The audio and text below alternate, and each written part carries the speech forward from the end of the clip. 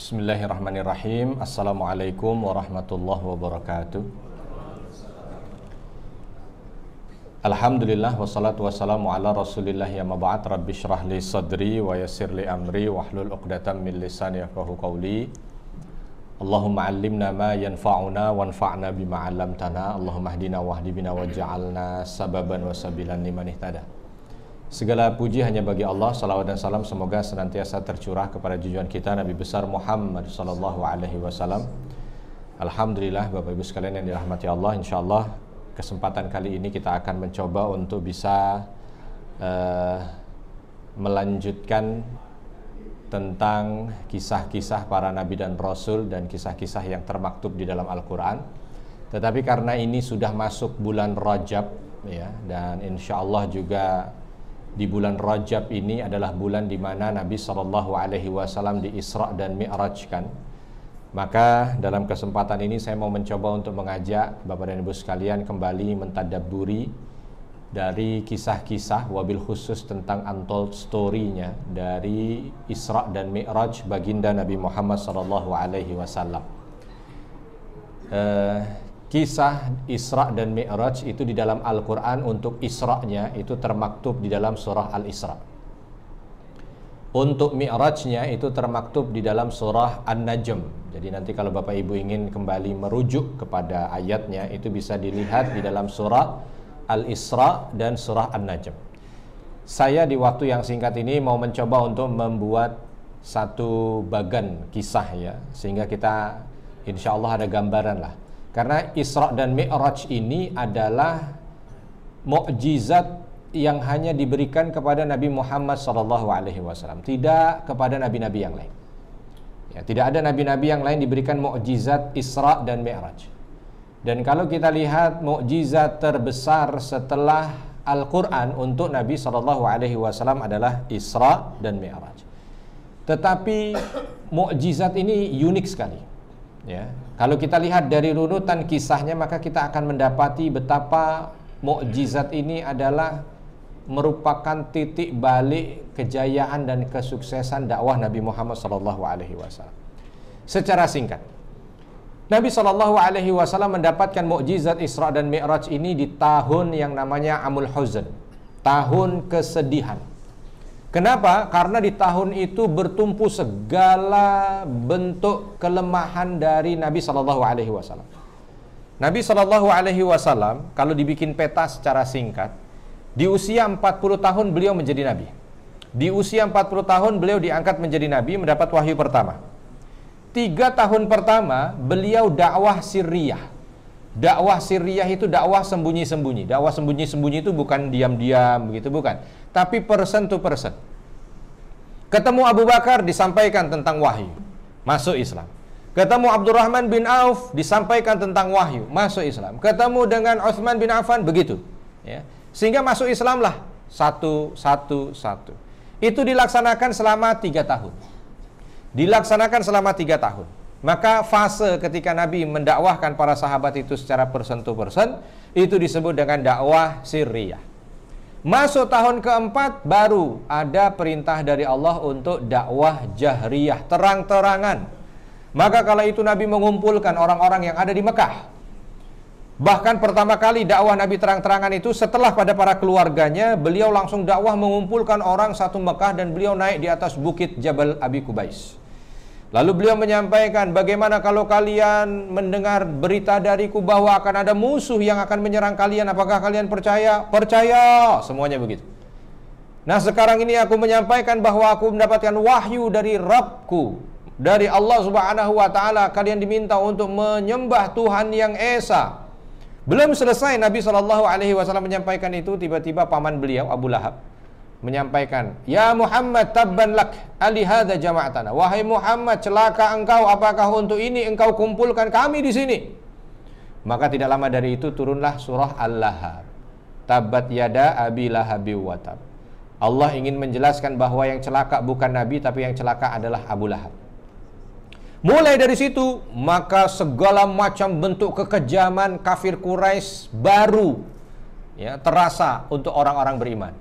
Ada yang ditarik dengan kuda, ada yang ditimpah dengan batu, ada yang pakaikan baju besi yang sudah dipanaskan dengan api sehingga beliau harus syahid. Ada yang digulung dengan tikar, diikat kakinya, diangkat di bawahnya, diasapi dengan kayu bakar. Macam-macam. Tahun keempat, tahun kelima makin berat. Maka di tahun kelima itu Nabi putuskan untuk para sahabatnya pergi dari Mekah. Karena kondisi yang luar biasa mengerikan. Tanah yang dipilih oleh Nabi, tanah Habasyah, yang saat ini ada di daerah Ethiopia. Ethiopia saat ini memang negeri yang miskin, tapi pada masanya ini negeri yang kaya raya, gemah ripah. Ya. Tetapi walau di sana belum Islam, pemimpinnya adil, maka Nabi menyuruh para sahabatnya pergi ke sana. Karena kondisi Mekah yang tidak memungkinkan. Tahun ke-6 masih alhamdulillah. Kenapa? Karena 2 jawara Quraisy masuk Islam, agak sedikit ada nafas. Umar bin Khattab dan Hamzah ibn Abdul Muttalib. Masuk Islam ini agak lumayan, agak bisa sedikit memberikan perlawanan, tapi juga tidak panjang karena di tahun ke-7 orang-orang kafir Quraisy mengembargo Nabi Muhammad dan orang-orang beriman. Dikucilkan. Pokoknya yang menjadi pengikut Muhammad beserta Muhammadnya kami kucilkan di satu lembah yang namanya lembah Syi'ab Abi Talib, lembah Abi Talib. Itu lembah paling tandus yang ada di Mekah. Semua orang beriman dikucilkan di sana. Tidak boleh ada yang berkomunikasi, tidak boleh ada yang memberikan bantuan makanan ataupun apapun. Pokoknya seolah di sana dikucilkan sampai mati. Bukan sehari 2 hari, bukan sebulan 2 bulan, 3 tahun. 3 tahun. Jadi Nabi itu pernah tinggal di satu lembah bersama dengan orang beriman pada masa itu. Pada para sahabat yang jumlahnya memang masih sangat sedikit. Di penjara di padang tandus yang tidak ada kehidupan sama sekali, ya. Dan di situ tidak boleh ada yang memberi makan, tidak boleh ada yang berkomunikasi. Sehingga pengasingan 3 tahun ini membuat semua sahabat kala itu langsung otomatis drop dalam kondisi yang lemah. Ketika pengasingan itu dicabut dan semuanya bisa kembali ke Mekah, tetapi sudah tidak memiliki daya dan upaya. Ditambah lagi tidak lama dari itu ternyata Abu Talib paman Nabi meninggal dunia di tahun ke-10. Ini yang disebut Amul Huzn. Momen di mana Nabi SAW mendapatkan cobaan yang luar biasa berat, berada di titik nadir di dalam dakwah agama ini.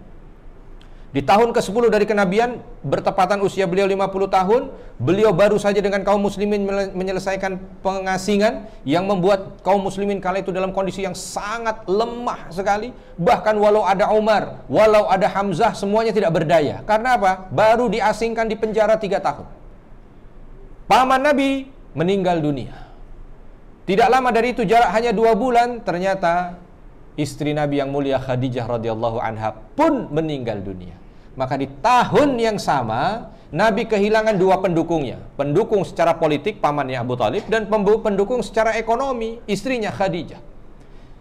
Dan setelah 2 pendukung Nabi yang paling kuat ini secara politik dan ekonomi meninggal dunia, mulai kekejaman orang kafir Quraisy makin menjadi. Bahkan yang berani untuk melecehkan Nabi, kalau sebelum ini hanya pemuka-pemukanya saja, setelah peristiwa di tahun ke-10 dari kenabian ini, orang-orang rakyat jelatanya pun berani untuk mengusik Nabi. Para budak-budak mereka itu kalau lagi berpapasan dengan Nabi, berani untuk nempeleng wajah Nabi yang mulia. Berani untuk melempar debu di wajah Nabi yang mulia. Bahkan ketika Nabi sedang sujud di dekat Ka'bah ini, para budak-budak ini tadi, rakyat-rakyat jelata yang diprovokasi oleh para kafir Quraisy ini, mereka mengambil kotoran-kotoran onta, kotoran hewan yang mereka miliki, bahkan ada jeroan-jeroannya itu dibawa lalu dilumurkan ke tubuh Nabi SAW. Kala itu Fatimah radhiyallahu anha yang masih sangat karena usianya masih anak-anak juga ya, masih sangat dini lah dari usia beliau itu, datang melihat wah ayahnya yang dibegitukan, beliau nangis. Ibunya juga sudah meninggal dunia, kan akhirnya beliau yang membersihkan itu. Tetapi ketika sudah bersih, Nabi bangun dari sujudnya, memeluk Fatimah dan mengatakan, sabar wahai putriku, sabar. Luar biasa kondisinya. Sampai akhirnya Nabi memutuskan kalau begitu harus mencari tanah baru. Karena Mekah mustahil ini untuk bisa menjadi tanah yang subur untuk dakwah. Sehingga apa? Nabi memutuskan untuk memilih Taif kala itu. Nabi pergi menuju ke Taif bersama dengan pembantunya Zaid bin Harithah. Hanya berdua saja. Karena apa? Karena para sahabat yang lain dalam kondisi yang memang sangat lemah sekali. Masih sulit untuk diajak melakukan pergerakan. Maka Nabi yang mencoba awal dulu berangkat ke sana.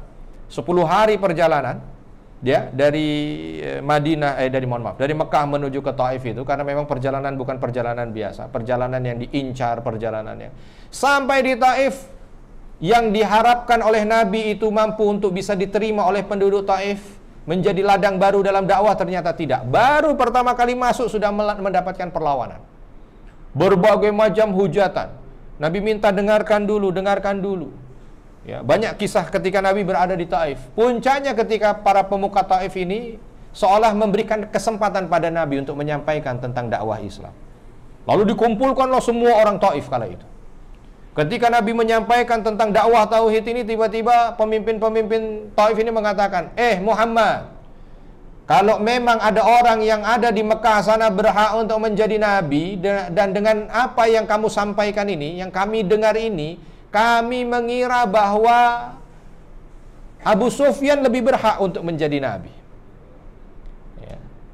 Kami mengira bahwa Amr ibn Hisham, Abu Jahal maksudnya, lebih berhak untuk menjadi Nabi dibanding kamu. Apa yang kamu sampaikan ini semua dusta. Semuanya ternyata sudah siap dengan batunya, lalu dikomando oleh pimpinan mereka melempar kepada Nabi SAW.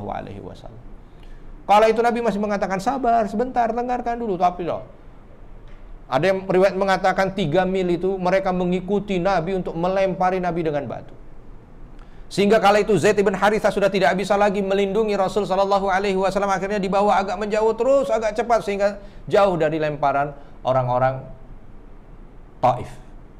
Kala itu Zaid bin Harithah mengatakan, tidak ada lagi yang bisa aku lihat kulit Nabi kecuali sudah dilumuri darah. Dari ujung rambut sampai ujung kakinya, penuh dengan darah semuanya. Sampai pada satu tempat Nabi SAW tidak kuat lagi untuk berjalan. Di situ ada kebun anggur. Dia dekat dengan kota Taif, walaupun sudah di luar. Ada kebun anggur, Nabi minta istirahat di situ.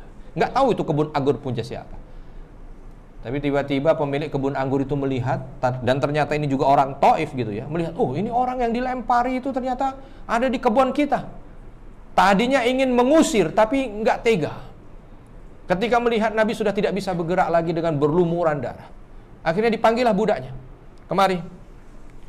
Ada satu canting anggur. Nih, coba kamu kasih ke orang itu anggur ini, dan pesan sama dia, kalau sudah kuat, segera tinggalkan kebun saya. Maka budak ini tadi langsung bersegera membawa anggurnya ini tadi, lalu mendekat kepada Nabi SAW. Fulan, makan ini, kata budak ini tadi. Maka Nabi dengan begitu lemah tangan beliau, karena masih begitu memar seluruh tubuhnya, diambillah petik satu anggur itu tadi. Begitu ingin didekatkan di mulut beliau yang mulia, beliau mengucap kalimat Bismillah. Mendengar kalimat ini, budak ini kaget luar biasa. Lalu dipegang tangan Rasul.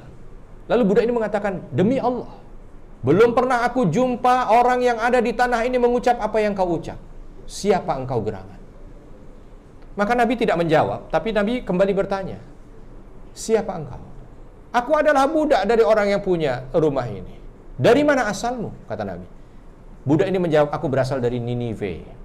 Ninive itu daerah perbatasan sekarang, nama kotanya masih Ninive sekarang juga, perbatasan antara Irak dengan Turki, di utara Irak. Kata Nabi, Ninive, kampungnya saudaraku Yunus bin Matta. Kaget lagi ini budak. Bagaimana engkau tahu tentang Nabi Yunus bin Matta? Maka Nabi menyampaikan bahwa aku adalah Muhammad. Aku adalah Nabi yang Allah utus untuk melanjutkan risalah para Nabi sebelumku, dan termasuk Nabi Yunus bin Matta. Bapak Ibu, Ninive ini adalah daerah yang dulu Nabi Yunus diutus. Nabi Yunus ceritanya masyhur ya. Nabi Yunus tinggal di Mediterranean, lalu diutus oleh Allah untuk datang ke kampung yang ada di Ninive, kepada kaum yang ada di sana berdakwah. Pertama kali ditolak. Karena ditolak itu Nabi Yunus balik, dan ternyata baliknya beliau itu justru ditelan ikan, lalu dikeluarkan kembali oleh Allah Subhanahu wa taala, lalu balik ke Ninive. Satu kampung di Ninive sudah beriman kepada Allah. Ini cerita singkatnya begitu. Dan keimanan orang Ninive ini luar biasa. Kenapa? Karena dia turun-temurun masih mampu untuk bisa menjaga keimanannya, berselang nabi dan lain sebagainya. Sampai di akhirnya ini budak, awalnya dia bukan budak. Awalnya dia orang merdeka, tetapi dia baca di kitabnya akan datang Nabi akhir zaman. Dan Nabi akhir zaman ini akan datang di daerah yang kontur geografisnya begini, kondisinya begini, maka dia berusaha untuk mendatangi tempat itu, untuk berjumpa dengan Nabi akhir zaman itu. Tapi dia di tengah jalan dirampok. Apa yang ada pada miliknya diambil dan dia dijadikan budak.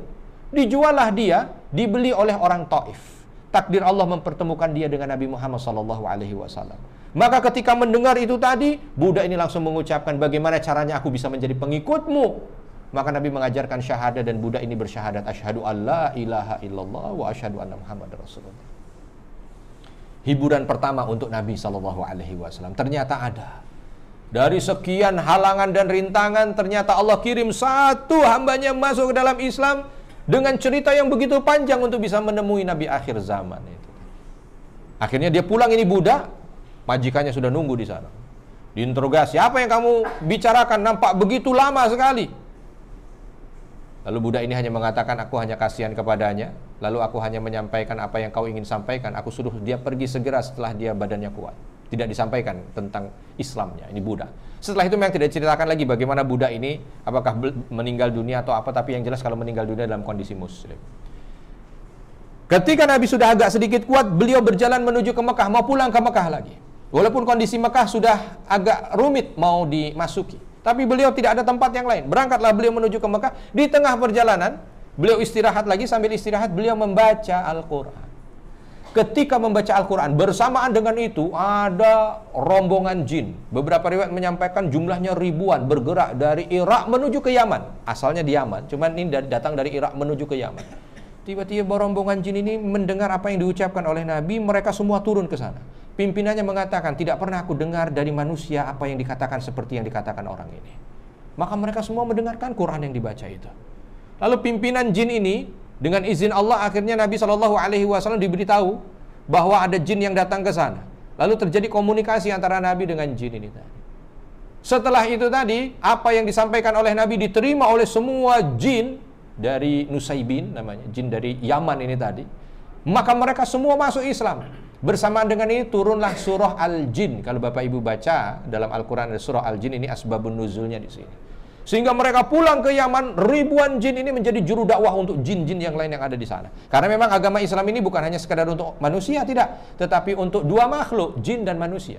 Minal jinnati wan nas, untuk jin dan manusia. Yang menjadi mukallaf itu jin dan manusia. Selesai dari situ Nabi bergerak jalan. Di tengah perjalanan menjelang masuk menuju ke Mekah, Jibril datang. Assalamualaikum. Nabi menjawab, waalaikumsalam. Di sini bangganya kita kalau Nabi kita adalah Nabi Muhammad SAW. Kalau bukan Nabi Muhammad mungkin sudah baper. Kenapa? Karena Jibril kenapa baru datang?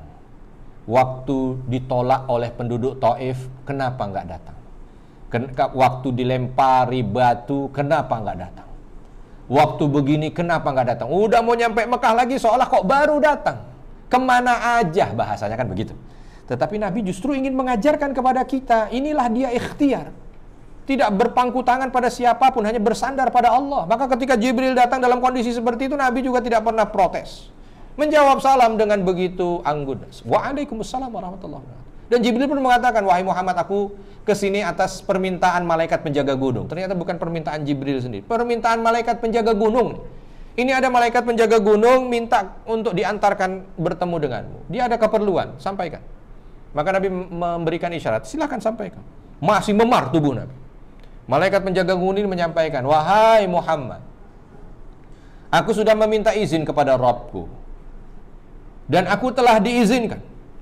Sekarang aku tinggal memintamu untuk menunjuk gunung mana yang perlu aku angkat dan aku timpakan kepada penduduk Taif yang sudah berbuat keji kepadamu. Tunjuk. Di sini lagi dibuktikan bahwa Nabi SAW betul-betul memiliki sifat yang lembut, penyayang.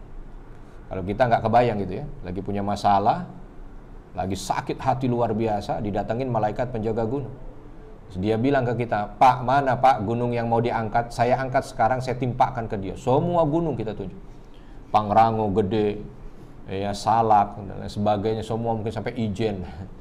Apa kata Nabi? Tidak, kata Nabi. Tidak, innahum qaumun la ya'lamun. Sesungguhnya mereka kaum yang tidak tahu.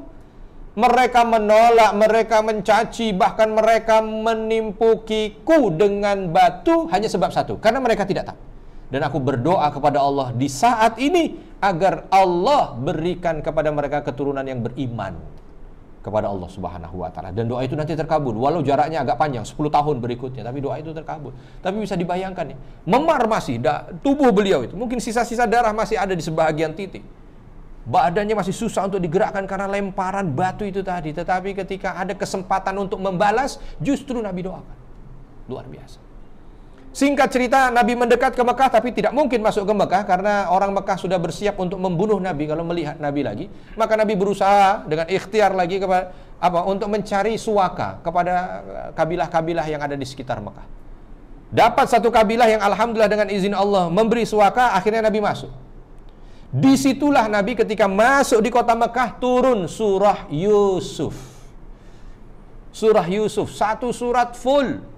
Surat Yusuf ini Bapak Ibu bercerita tentang bagaimana kisah Nabi Yusuf secara detil.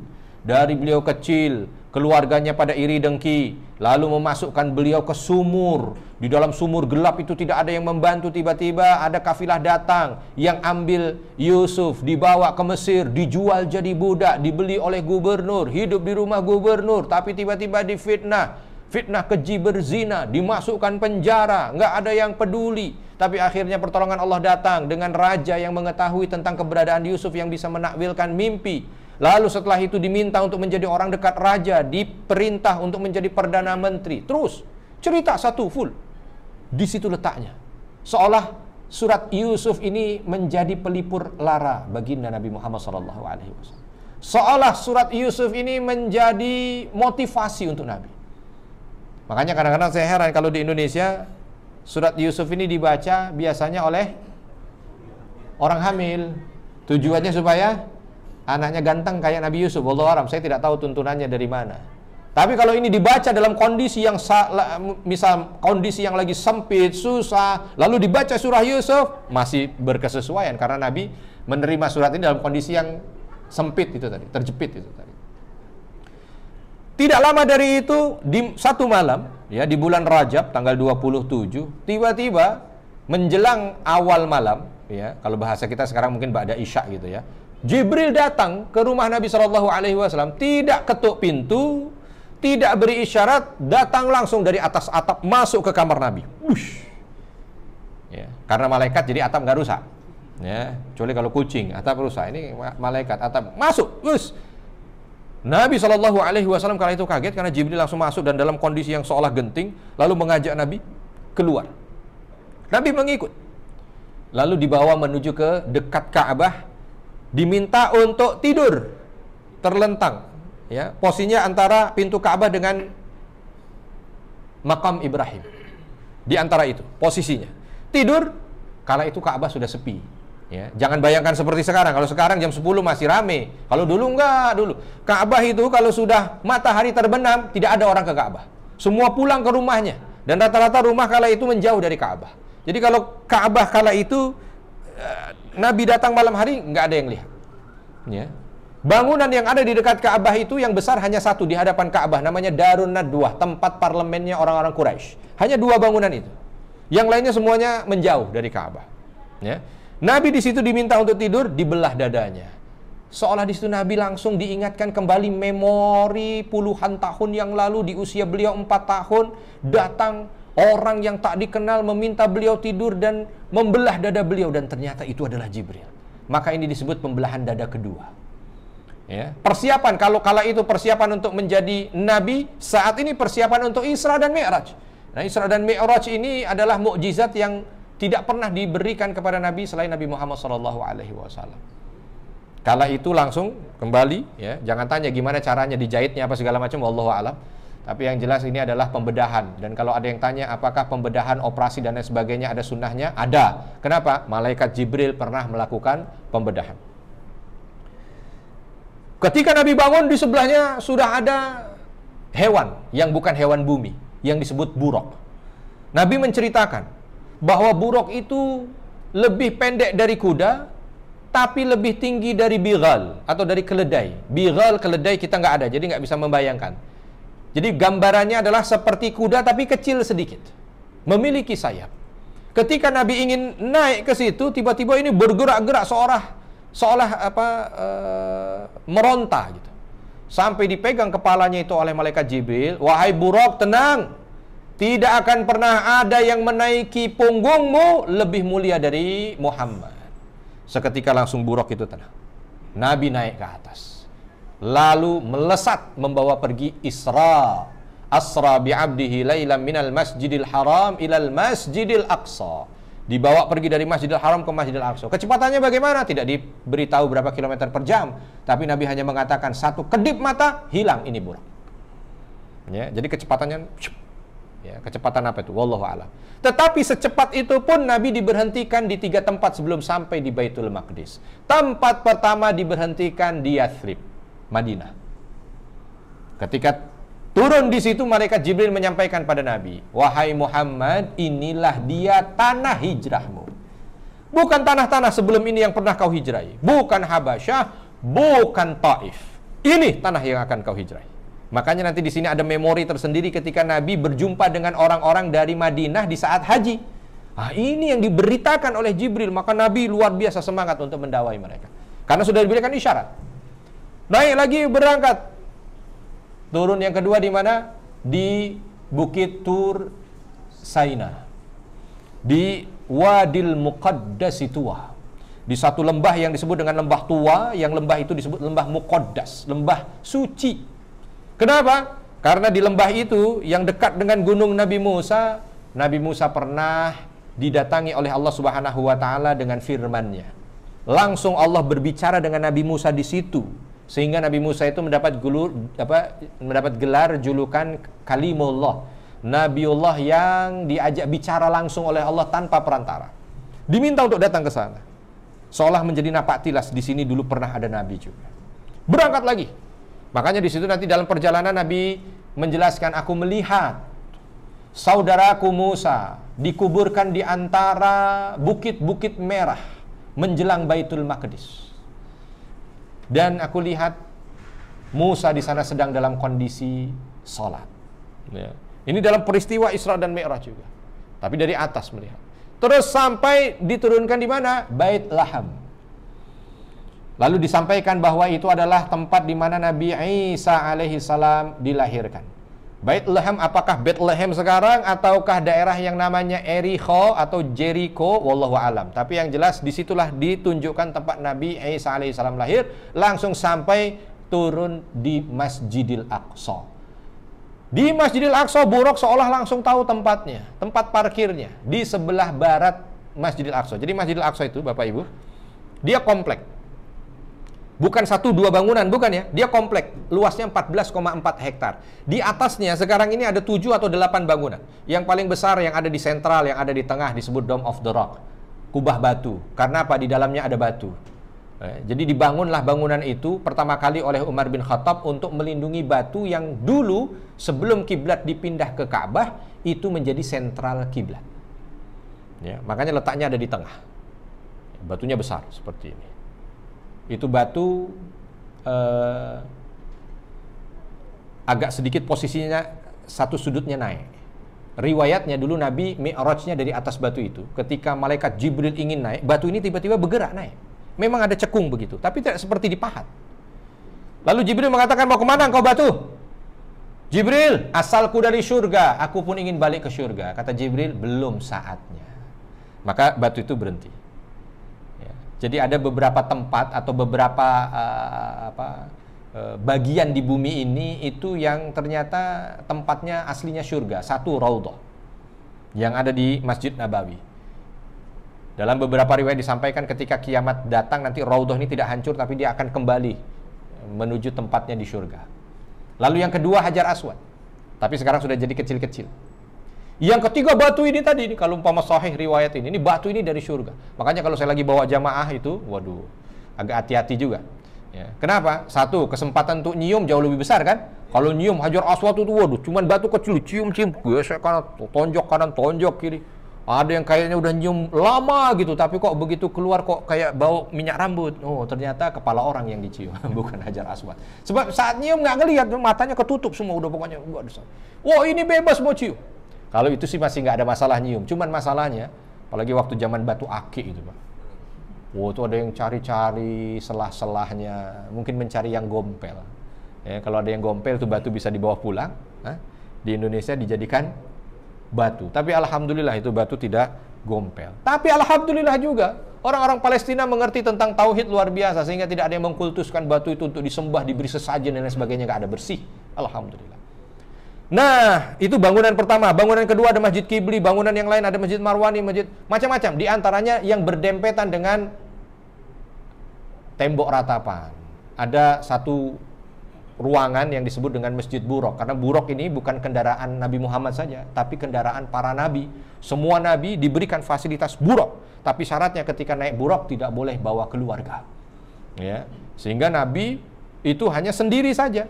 Karena ada pertanyaan, Ustaz, kalau itu kendaraan para nabi, kenapa Nabi Muhammad SAW waktu hijrah tidak diberi fasilitas Buraq? Kenapa harus jalan kaki, naik onta segala macam, dikejar-kejar? Kalau naik Buraq kan langsung sampai di Madinah.